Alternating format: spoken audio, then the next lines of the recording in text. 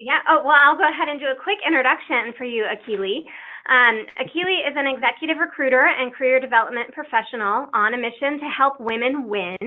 With a background in career coaching, learning and development, and recruitment, she has discovered many ways that we unintentionally put barriers in the path to success. She became a coach 13 years ago, focused on helping women discover their gifts and talents. Beyond discovery, she also helps them bring those attributes into work and family life. So with that, I will pass it over to Akili for Dare to Shine.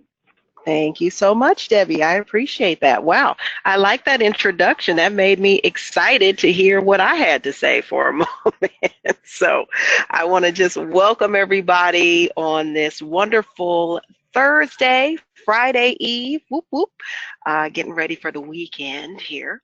But yes, as she said, I have been working with women for many, many years, really helping us understand where our gifts lie, where our talents lie, and then how to make those things present in our lives, whether it's within your career space, whether it's within your family, whether it just is a hobby that needs some more attention. You never know, but we want to make sure that you guys get the opportunity to revel in your passion and have some understanding about your purpose. So we are going to jump right in here. There will be times, like she said, that I mentioned the CPE question, and there will be times where there will be questions within the exercise that I just want you guys to make a note of on whatever you have in front of you. If you have the exercise in front of you, fantastic. That's going to be ideal. If you don't have the exercise in front of you, like I said, you can still take notes. I will see if I can switch my screen over to show different components of it if necessary, if that makes it helpful as well. So let's jump right in here. All right. So if we really think about it, when is the last time that you had the opportunity to dream about your future? And I asked that question, and you definitely can type these questions or answers into the question box. But typically what I find is that we get so very wrapped up in what we're doing on a day-to-day basis that we're only putting out fires, we're only thinking about what's happening today and how can we prevent the issues or challenges that happened yesterday from reoccurring. But we don't take the time to dream. A lot of the times we've lost that ability to really dream about our future. So I want to just ask you and allow you to sit for a moment and think about the last time you had the opportunity to really dream about what you wanted to do in your future. Anybody dream about their future like within the last month or two? And if you have, definitely let me know that that was something that you had the opportunity to do. Now, typically one of the things that prevents us from dreaming about our future is the fear of failure and other people's limitations.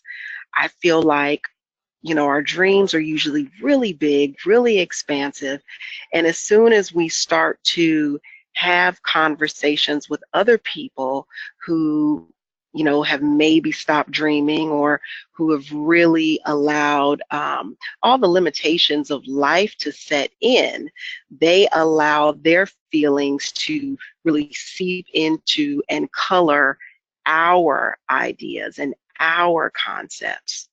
But what if we acted anyway without the fear? And I'm not saying do things that absolutely make any sense, don't make any sense, and things that are just, you know, potentially dangerous. But what if we actually had the opportunity to act and knew that there really weren't that many limitations and boundaries to what it was that we wanted to do? And I know that can be difficult, especially when we have so many obligations. We've got, you know, our children potentially, we've got obviously deadlines at work, we have extracurricular activities that we're taking care of, and it always seems like Our dreams aren't real, they aren't tangible, so they get put on hold. So I want you to take a moment and think about this. And I'm trying to read you guys' responses potentially. Wait a minute, I see some responses in the box here. Let's see. Okay. Let me see how I can see those. Debbie, I might need some input on those because I do see some things in the box. I just want to make sure I address them as they come up though.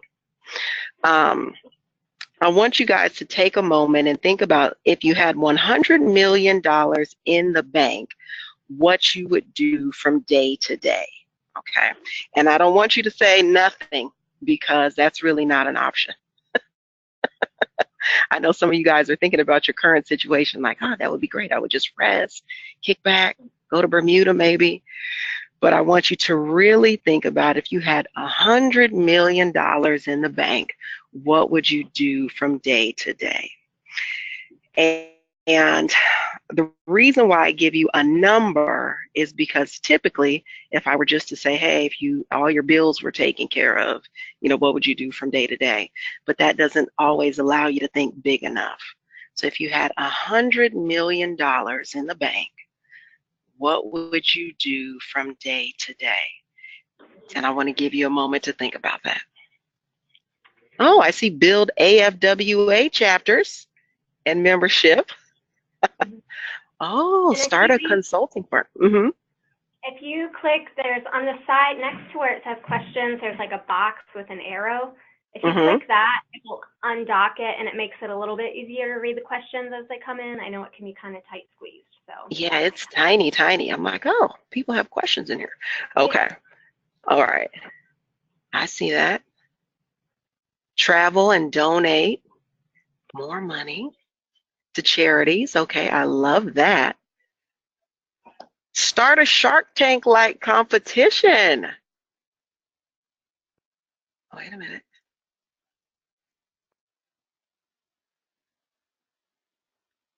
Oh, wow. Give to others. Volunteer more. I would invent some products to better our industry and the processes, especially paper and digital. Okay. Focus on my child, create engaging activities for him. Children are hard to engage, aren't they? I would like to travel the world. Okay, meet some local artists and local cooks. Oh, wow. Help girls and women to fulfill their potential worldwide. I like it. I see a lot of great things here popping up in this box. This is wonderful. Volunteer working with children, help organizations who are helping foster youth. That's awesome. All right, this is good. So I'm glad that you guys have been thinking about this, right? And like I said, giving that $100 million amount a lot of times allows you to take some of those limitations off of your own dream, if you will. So do you consider what you just wrote in the box or what you may be thinking of as a career? Or maybe it's a calling, right? Do you consider it to be a career or a calling?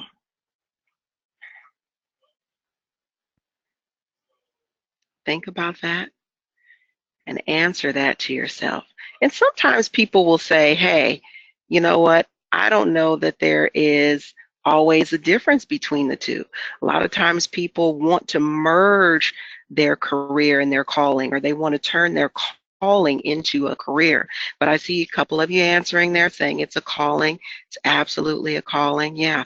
One thing about callings that are really interesting is that usually they won't cease. They won't go away until we answer it in some way. And that doesn't necessarily mean throw everything out the window, throw your entire career out the window. But it's definitely going to keep nagging you, if you will, until you find a way to make sure that you are instituting it into the things that you're doing regularly. It's very difficult to get away from it. So I love the concept of having a calling. And like I said, if you can merge it into your career, that makes things even more amazing, even more fulfilling. So good. I see lots of stuff about callings. Okay. So let's take a look here at, your childhood here. I know when I was little, I wanted to be a scientist, or at least I thought I did. At one moment, I was really heavily focused on the idea of being a chemist. And then I got a chemistry set, and it was fun.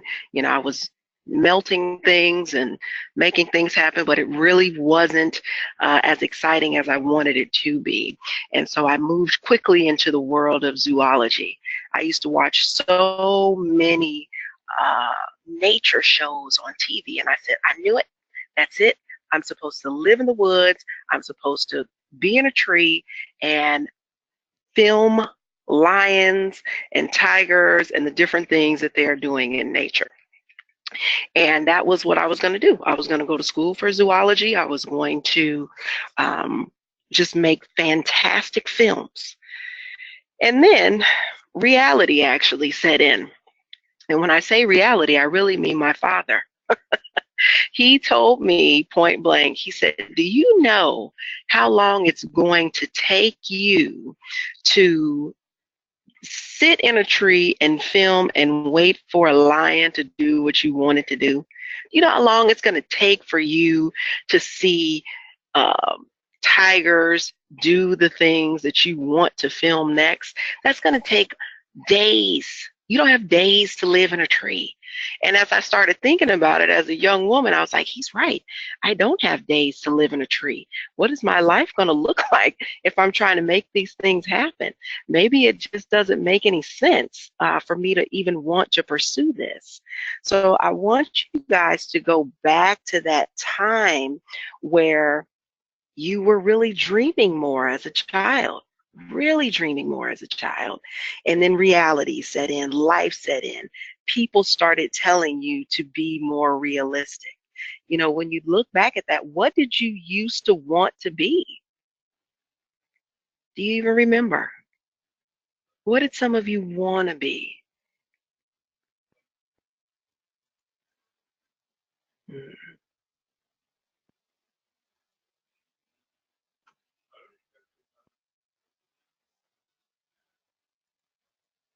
And there are no silly answers here. Oh, an architect, a ballerina, FBI agent. There you go. These are all great. A lawyer.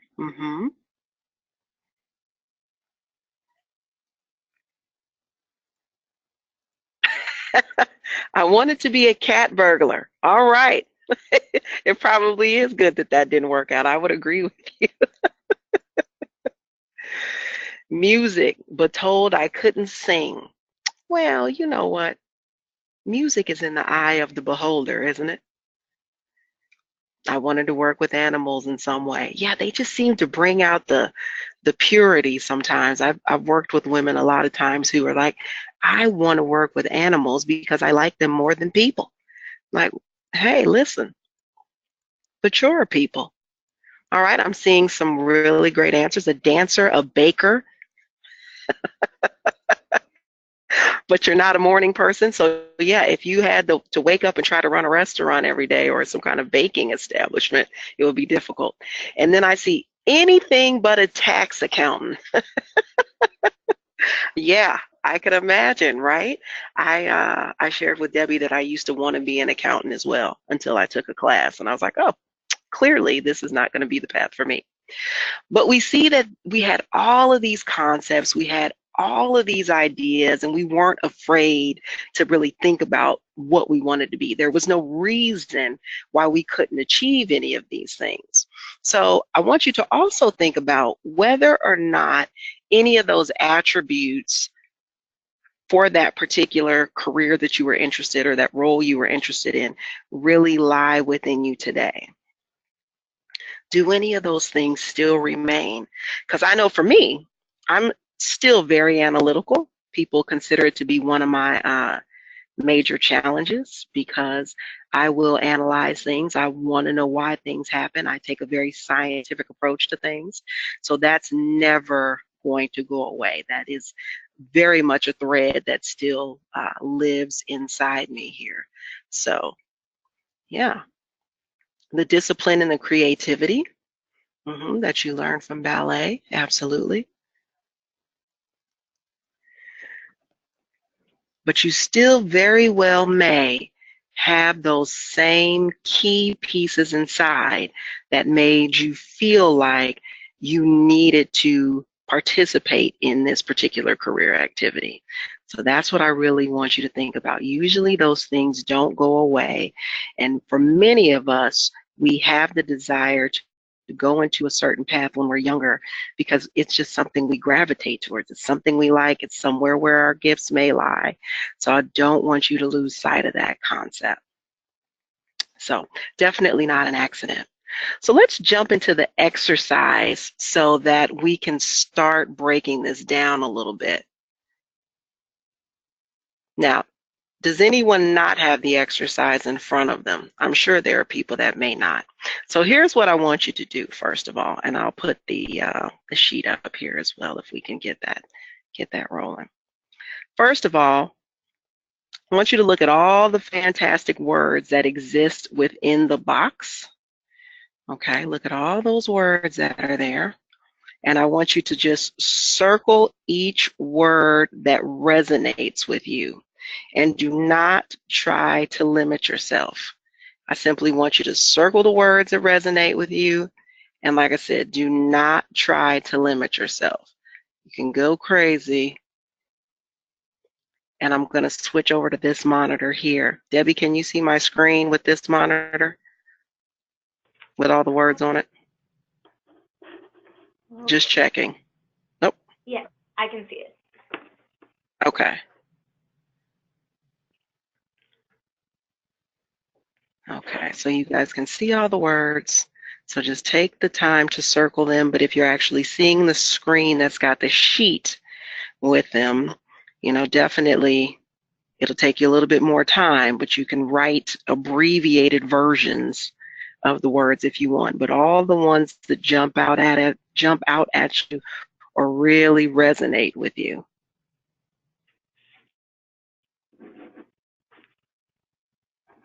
I'm going to give you a little time to do that.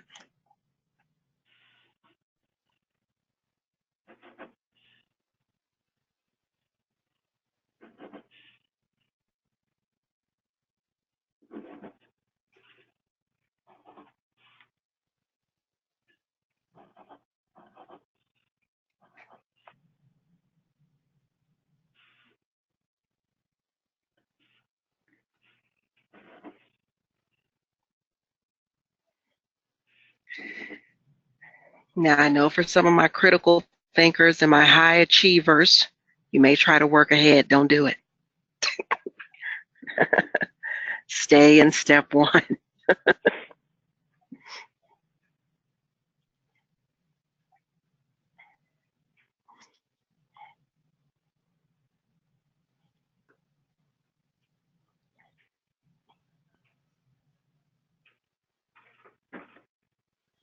I'm going to give you guys about 1 more minute.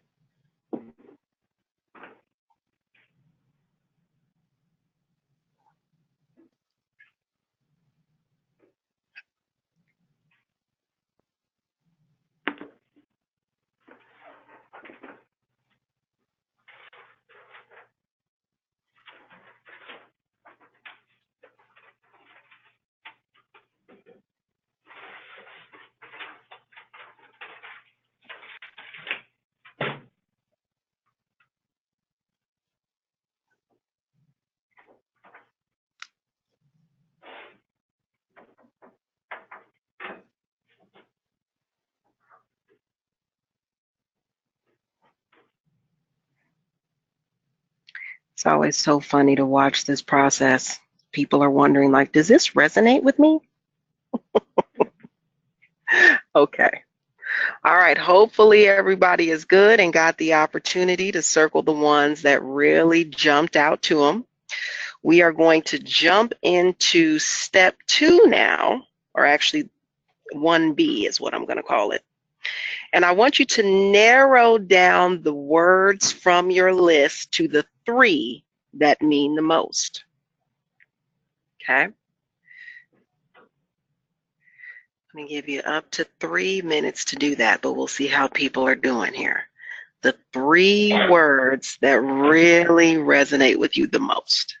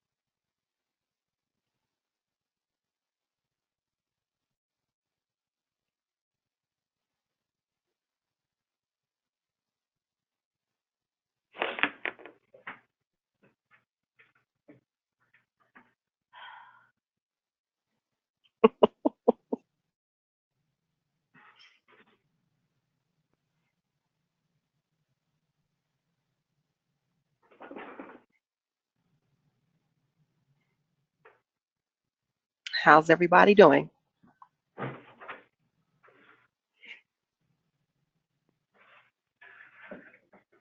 Debbie, you have your 3? Okay, good. I see done. Okay. Got your 3? Okay. I got mine. All right, good. Now, this will be a great place for me to go ahead and insert our first CPE question before we move on actually to step 2. Okay. So I want you guys to really consider this, especially as we're talking about passion and career and trying to interweave the two potentially. So there are typically 6 motivators that entice someone to make a move to another role. Typically, there are 6 motivators that entice someone to make a move. And I want you guys to write these down. They are, number 1, challenge. And this is actually an acronym, clamps, like put the clamp on something, but clamps with an S at the end. So the C is for challenge. The L is for location. And when you think about location, I want you to think about your commute potentially. A is for advancement.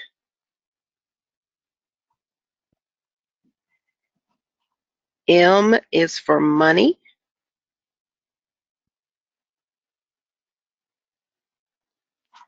P is for people and culture. And then S is for stability or security. Okay, so 6 motivators that entice someone to make a move. Okay, those are the 6 categories. Clamps. What are your top 3? Challenge, location, advancement, money, people, stability. What are your top 3? And you can just put the letters in there if that makes it easy into the question box. And I'm just going to jump in and reinforce that this is the CPE check-in question. If for whatever reason you don't want to answer the question, just put in A or something so that we know that you were at least listening. Yes. You can answer right into the question box, Jill. Thank you. All right, seeing a lot of good stuff here. Challenge, advancement, and money. challenge stability and money. Okay. Challenge people and stability. Okay. Money, stability, and location.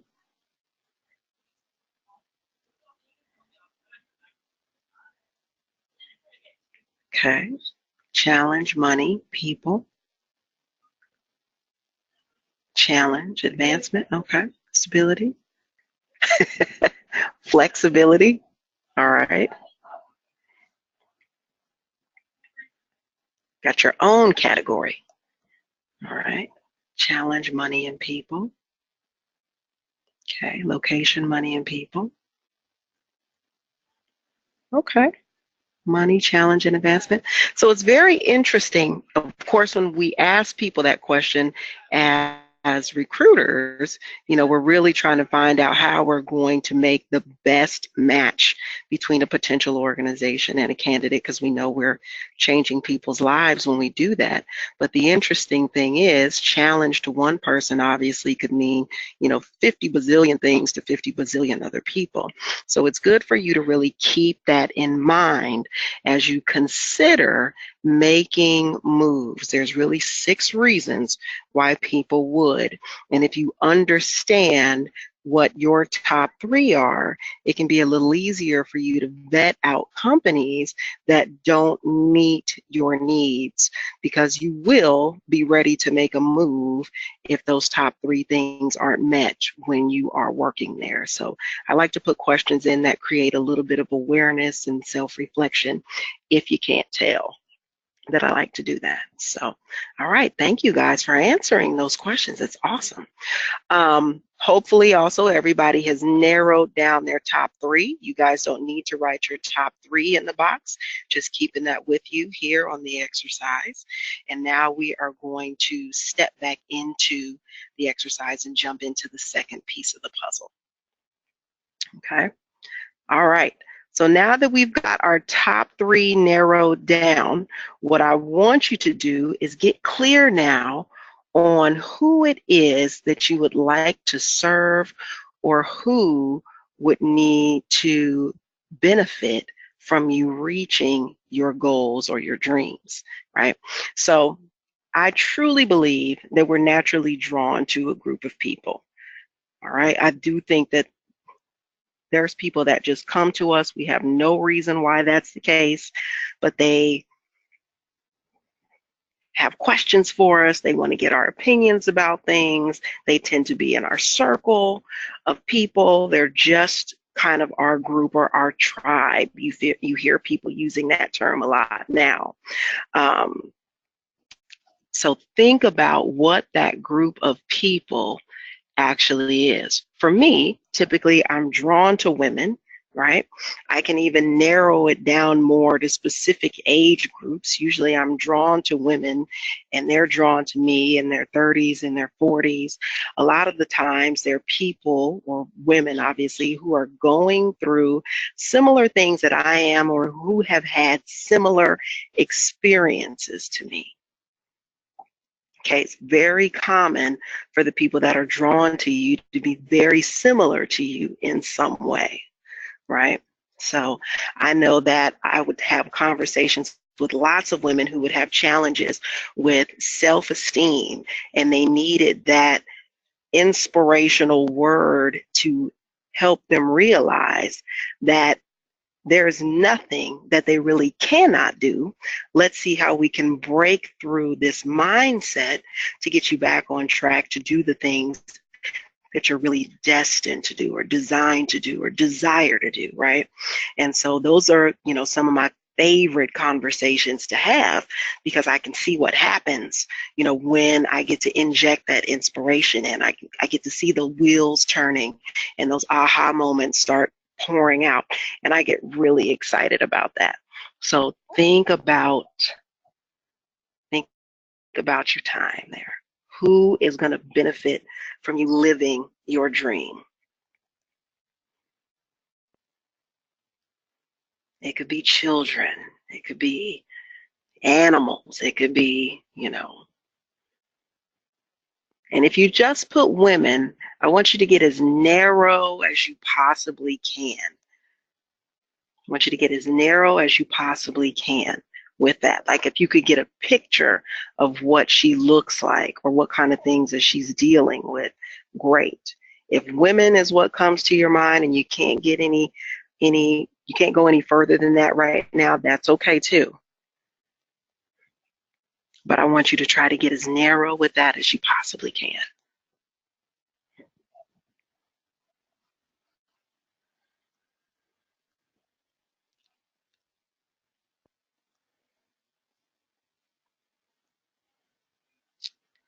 All right.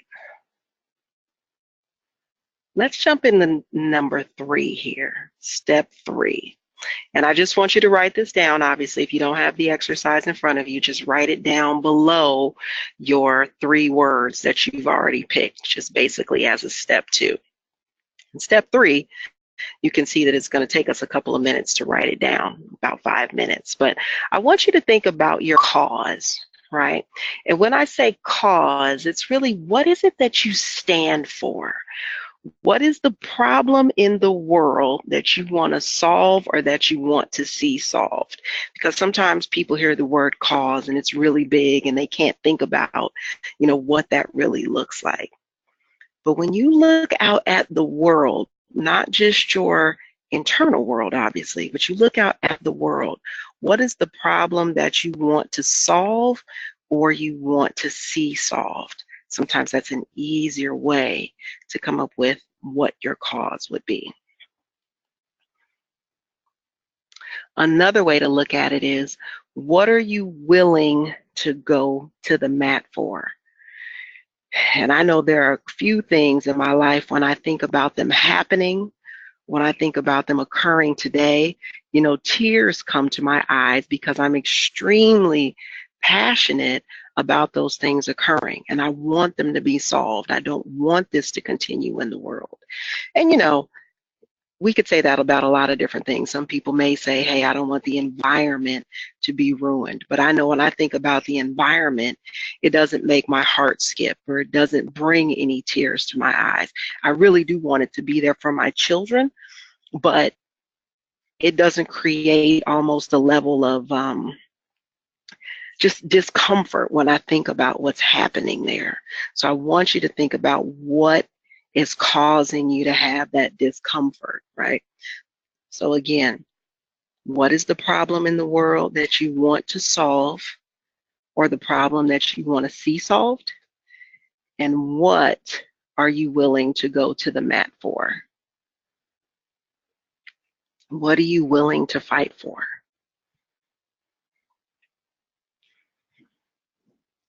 And of course, Dr. King comes to mind when I was thinking about this. A man who won't die for something is not fit to live.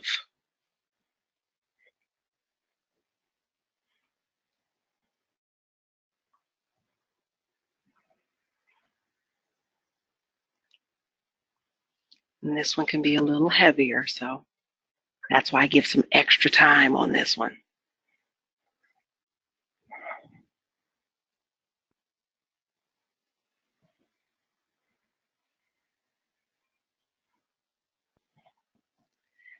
And if we need to make it a little more narrow and give you another piece of the puzzle to think about, what is your reason?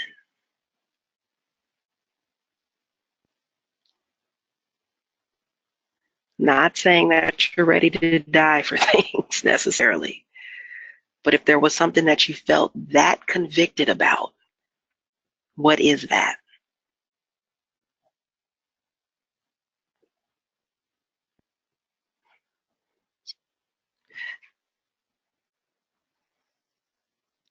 Again, we're just writing these as our step 3 on our paper or our exercise. Don't have to put it in the question box.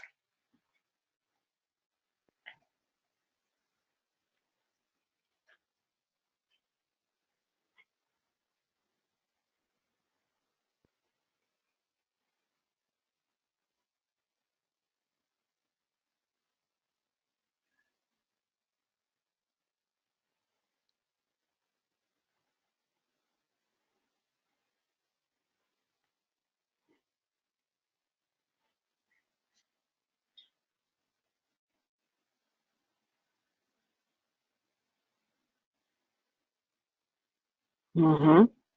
I see you putting some in there, women and minority rights. This is a hard one. Okay. Challenges. My significant other and children. Okay.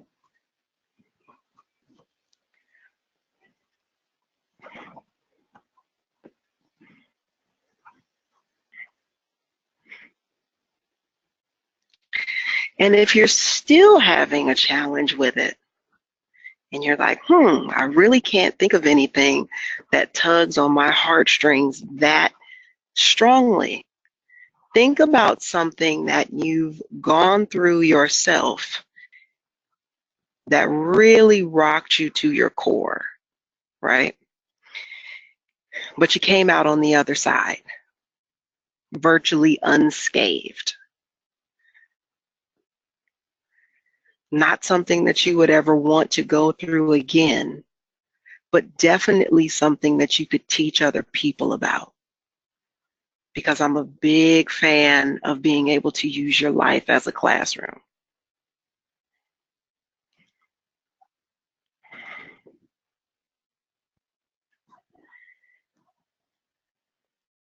I'll give you about one more minute.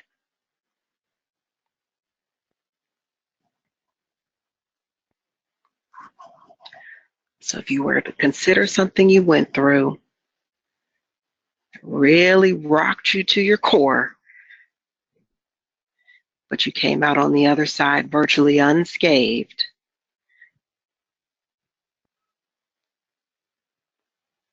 and able to teach somebody else about. So hopefully they don't have to repeat that same process. Now, what would that look like?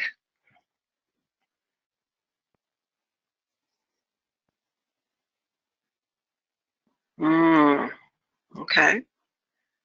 Layoffs can be so huge.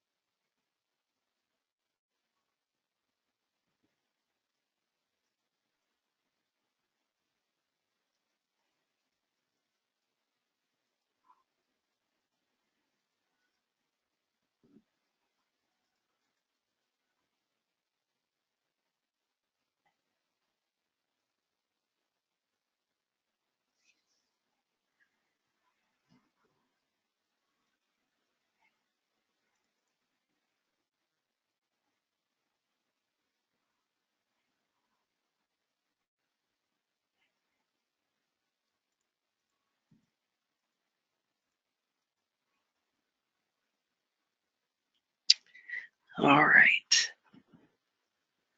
Okay. Now, if you haven't had a chance to still fill this particular step out, you can always go back to it at any time. Sometimes I know it can be a bit heavy, especially if you haven't had the opportunity to think about it before. But I want to jump on to the next step.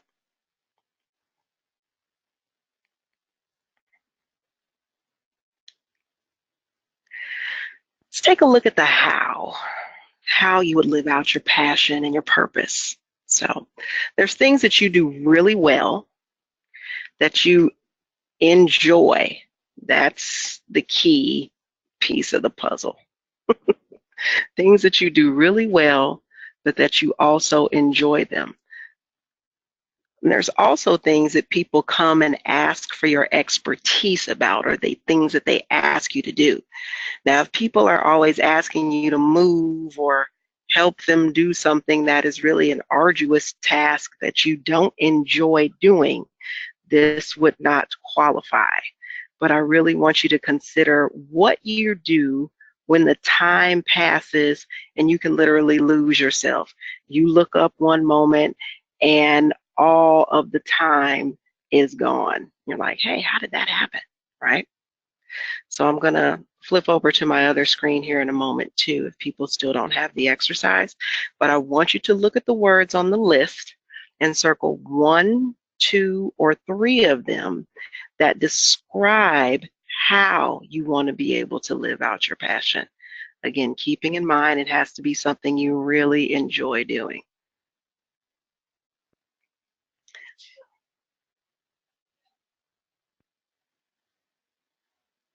So we've got the box here, and if what you enjoy doing does not appear in the box, you can go ahead and fill in where it says other, or obviously write down something else.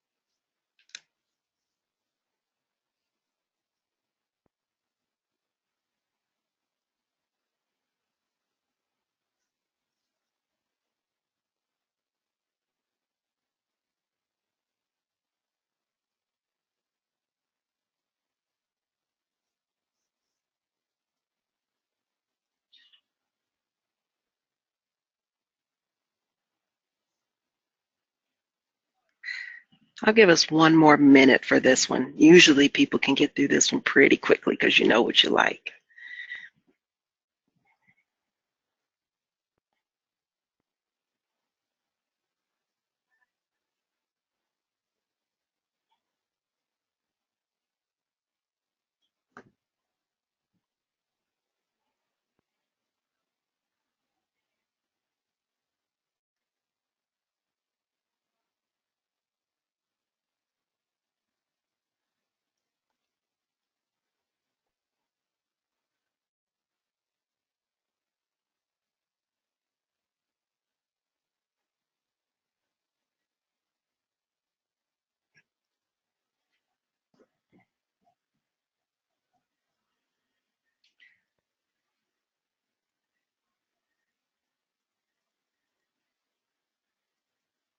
Okay, cooking and artist. Okay, good stuff.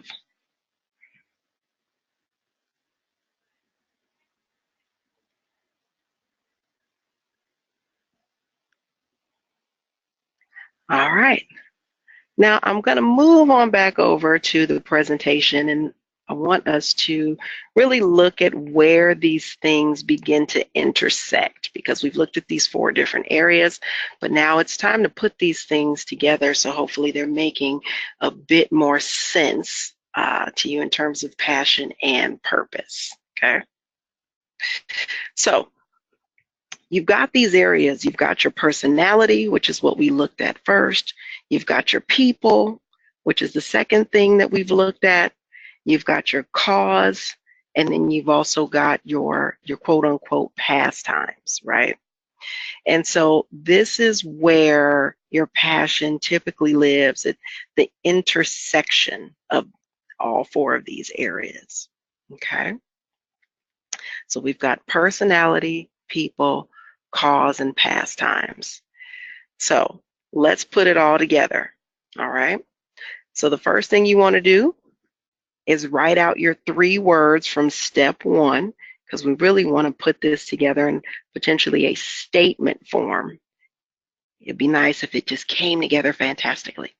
So we want to write the 3 words from step 1 that we picked.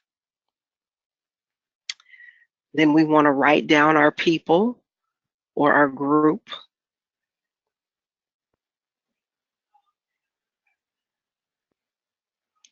Then we want to put down the cause.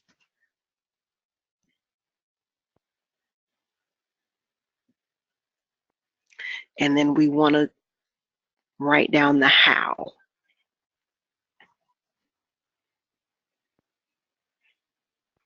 And so when we look at the example of putting them all together, I know my 3 words are inspire, love, and illuminate. I love to work with women, especially those that are, married and entrepreneurial. Also women with marital issues, right? And my how is by coaching, speaking, and educating, because those were my 4 words from my how, right?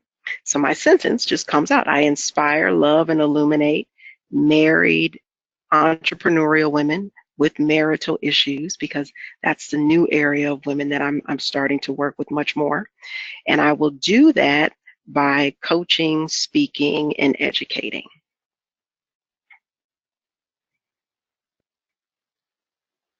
So that's what we want to do, is find a way to put it all together in one sentence. Now, a couple of things typically happen here. You get all 4 of them and you put them together and it's like, oh, okay, that makes sense. I see how that works. You attempt to put them together and it's just too discombobulated and it doesn't make sense and you need some more clarification around it. Or you put it together and you're very surprised at the outcome. You're like, wow, can't believe that just happened. So that's what I want to talk about now. What are your results? Are you having challenges? Are you surprised by anything that you saw? Is it affirmation of anything that you saw? So as you guys are doing that and you're thinking about that, I'm going to ask another CPE question. Second CPE question. My second question is, what's next for you? As you look at your career and as we establish some of these things here today, we look at some of these things. What is really next for you? Is it A, you want a promotion? Is it B, you're looking to sharpen or hone a couple of skills? Is it C, you want to just add a new skill altogether? Or D, you're really comfortable where you are and you haven't considered what's next? And that you can definitely put in the question box, okay? Looking to hone some skills, new skills. All right, PhD. Good stuff.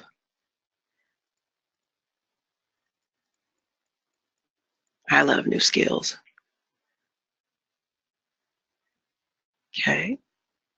Growing your business and turning your job into your client. Okay, great.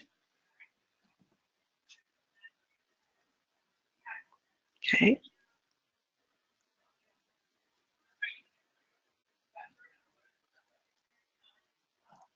All right. Lots of skill development. Promo. All right, good job working on your master's. Okay.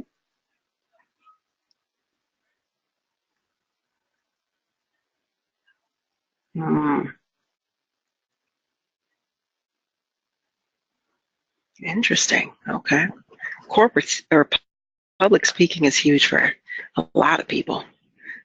People keep saying everybody fears it more than death. So it's definitely a great skill to hone. Okay, moving to a plant level.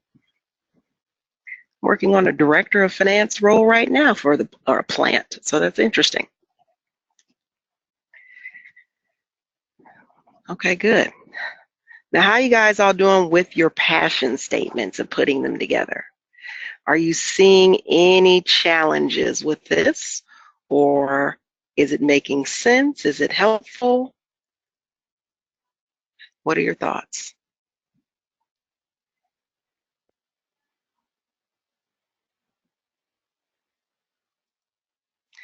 Does anybody need help making some clear things happen? Okay, so helpful and a bit surprising.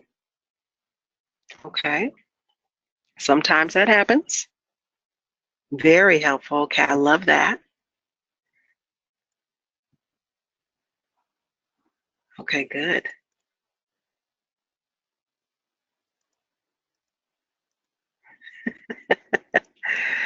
You're not sure how you will do that. Well, did you look at your how pieces, the things that you actually love? Oh, sewing is what you love. Well, it just depends. There's a way to turn your how into a lot of different things.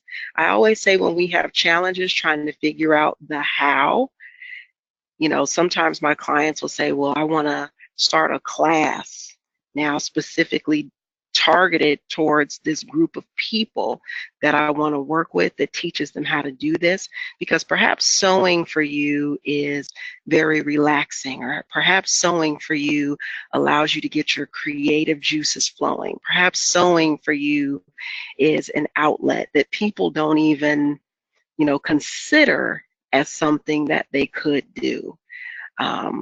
So I always want you to take those things into consideration. If one of the things in your how really allows your creative juices to get flowing or removes blocks or barriers for you, it could be a great marriage to show people in your group dealing with the specific cause that you want to work with, how to also tap into that pastime to be helpful for them. Just depends on why you love it, right?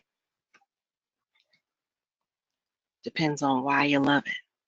Or you might sew some stuff that becomes a fundraiser for young women that want to go into that area. You never know.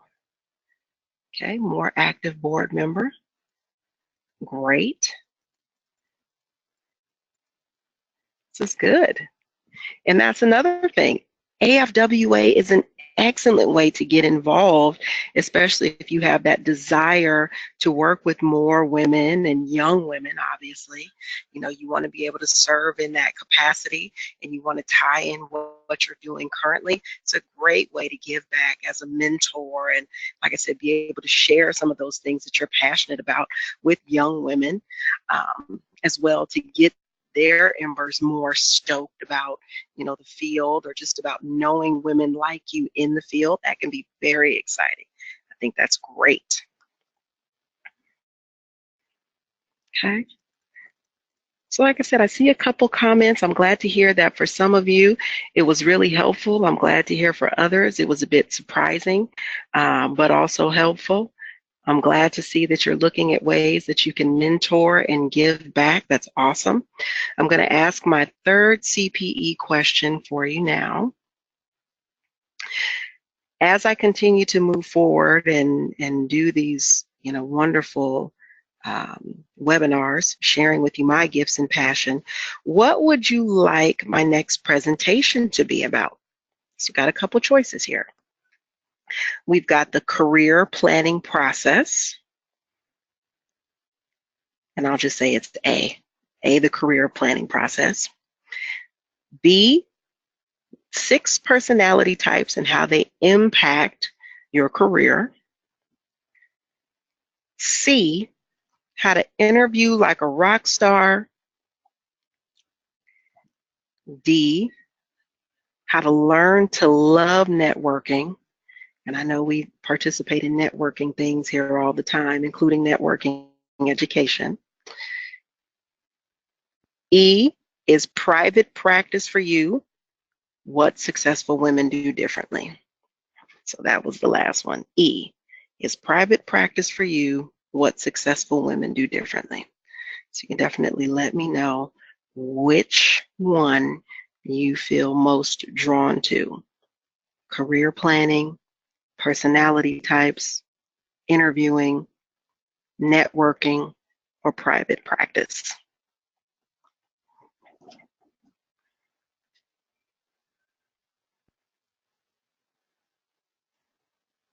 All right.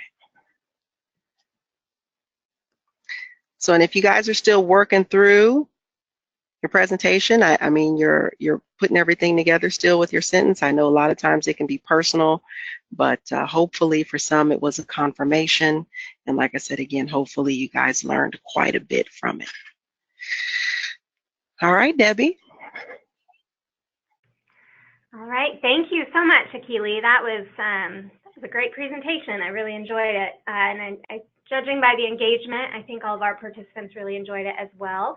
So for those of you requesting CPE for the event, you can look for your CPE certificate in your inbox. It'll come from Yolanda Kennison. We should have that in about a week or so. For now, myself and Akili are going to stay on the line for a little bit. We actually are going to try something different, and I'm going to attempt to unmute everybody.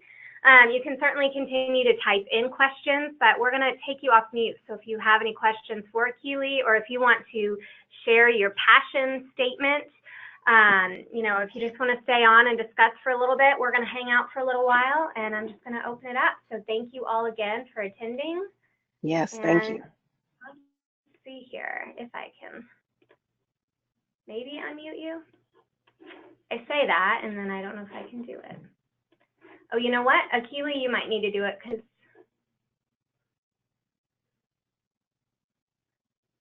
since you're the presenter right now.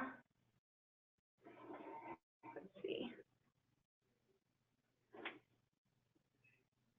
Otherwise, please keep typing your questions in, or if you need to move on, go on. Okay. Yeah. All right, I hit unmuted. I don't know if anybody was able to be unmuted when I hit that. Oh, there's a few of you unmuted, so. Okay. All right.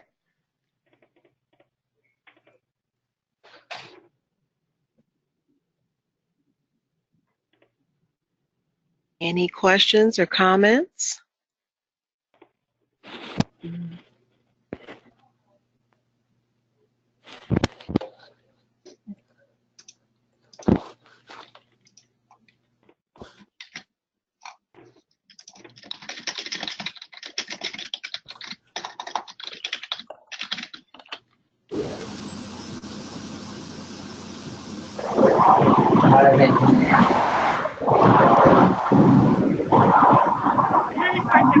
Thanks, Susan.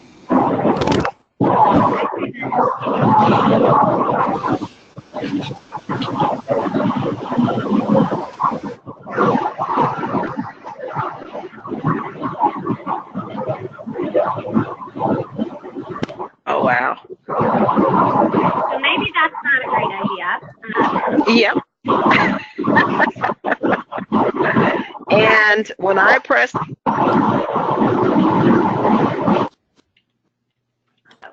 There we go.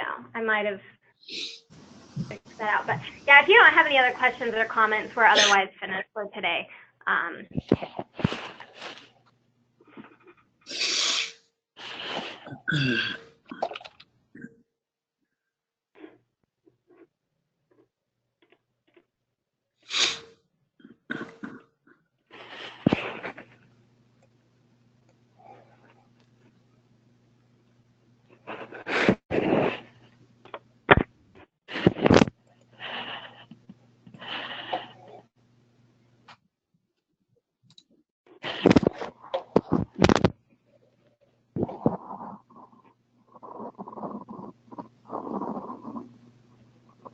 Oh, it's done.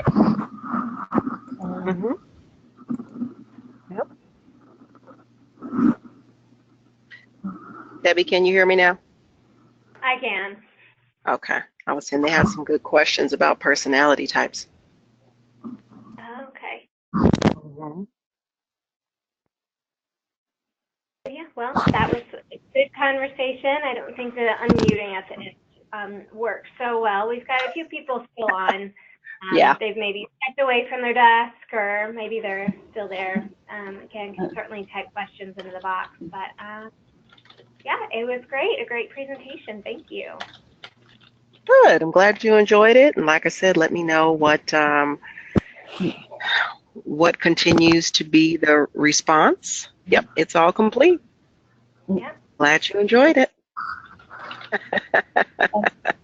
Great.